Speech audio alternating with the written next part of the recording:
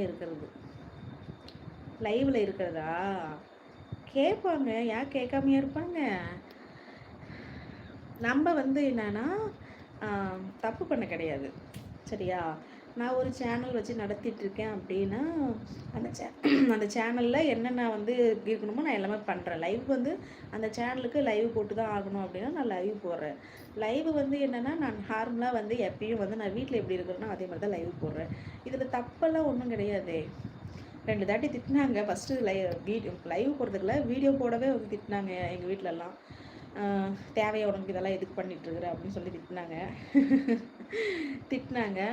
அப்புறம் வந்து சரி இது திருந்தாது அப்படின்னு விட்டுட்டாங்க. அப்பயும் வந்து என்னோட தம்பிங்க வந்து என்ட்ட பேசுறதில்ல. 2 பேருமே வந்து பேச மாட்டானுங்க. இது இந்த புள்ள தேவையில்லாம பண்ணிட்டு இருக்குது அப்படின்னு சொல்லிட்டு பேச மாட்டாங்க. நானும் எதுவும் கண்டுக்கிறதில்ல. எனக்கு புடிச்சிருக்கு நான் பண்றேன்.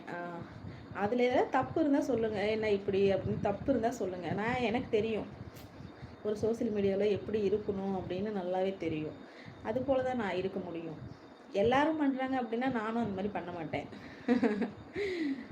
எனக்கு தெரியும் எந்த மாரி இருந்தா கரெக்ட்டா இருக்கும் அப்படின்னு எனக்கு தெரியும். அதனால வந்து எனக்கு நான் நீட்டா தான் பண்றேன். என்னோட கணவர் எனக்கு ஃபுல் சப்போர்ட்டு. நான் கொஞ்சம் அப்படி இப்படி இருக்கிற மாரி இருந்தா, அவரு என்ன வீடியோ போட விடமாட்டாரு. சத்தம் போடுவாரு. நான் இப்படிதான், அவ அப்படிதான் அப்படின்னு அவருக்கு தெரியும். அதனால நான் வந்து கரெக்ட்டா இருப்பேன்னு அவருக்கு தெரியும். அதனால அவர் தான் எனக்கு ஃபுல் சப்போர்ட்டு. யாரோட சப்போர்ட்டும் எனக்கு தேவை கிடையாது. எனக்கு சோறு போடுறவரு என்னோட கணவர் தான். அவருக்கு நான் உண்மையா இருக்கிறேன், கரெக்ட்டா இருக்கிறேன் அப்படின்னு தெரிஞ்சா போதும்.